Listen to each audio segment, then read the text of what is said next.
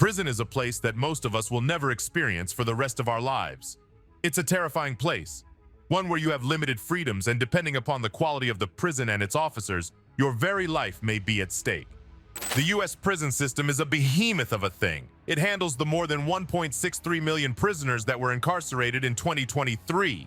Naturally, there is a real scope of mistreatment of prisoners in this context. Maximum security prisons are common fare in several TV shows and movies. They are known for their rigidity and ruthlessness in containment of prisoners to the greatest extent. Several reports have noted that most maximum prisons have poor conditions due to little maintenance and years of use. Our only window into the lives of these men are videos taking us inside the maximum security prison to get a first-hand account of these infamous prisons. So join us as we take a look at some of the U.S.'s most feared prisons. The U.S. utilizes a tier system for its prisons. These range from minimum security on the lower end to supermax prisons, which is the highest possible tier.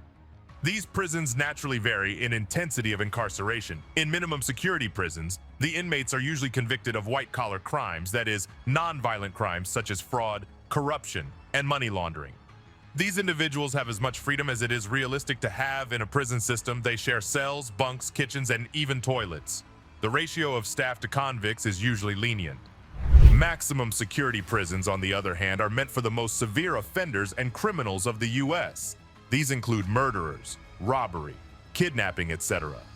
These individuals have been deemed too great a risk to other inmates, or they themselves are considered at risk due to the nature of the crime they've committed. As a result, they are far removed from other inmates, also known as the general population of the prison. The experience in a maximum security prison has been described as the most deadly, harrowing, and isolating that the U.S. prisons are capable of providing. Prisoners are kept in individual cells for 23 hours in a day. They are only allowed out for an hour a day. Can you imagine that? Being unable to go outside the four walls of your room, not being able to talk to anyone. Such a daily routine is practically permanent solitary confinement. Solitary confinement is the practice of holding an individual in a small space for periods of time where they are isolated and not given any human contact whatsoever. Human beings are social animals, and when they are not allowed to communicate and form connections with others, they steadily begin to deteriorate mentally. Solitary confinement has often been called as the cruelest punishment that prisoners can receive because it is inherently dehumanizing and rarely, if ever, has any positive impacts. The furnishings and facilities in a maximum security area are bare minimum. The scope for improvement of sentence is also at a minimum, and the availability of programs for education and reform or community service is also not available. It is also important to consider the guards of these prisons. They too are part of what makes these prisons so intimidating.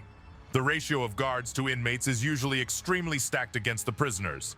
Only experienced staff are allowed at maximum security prisons. These men have come to terms with the harsh realities of prison and sometimes may even exacerbate the poor conditions for their own agenda.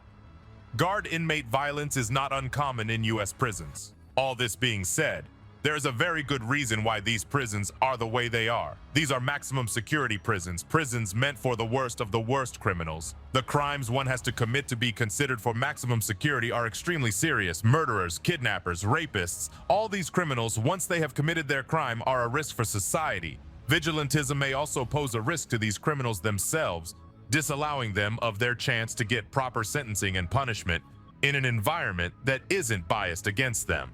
These are not men and women that deserve much sympathy. They have already shown themselves capable of great malice and evil. Maximum prisons protect inmates from themselves as much as they do protect society from the inmates from each other. All these conditions are unfortunate and even dehumanizing, but the severity of the crimes these individuals have committed are so dire that it is no longer practical for them to serve sentencing anywhere else.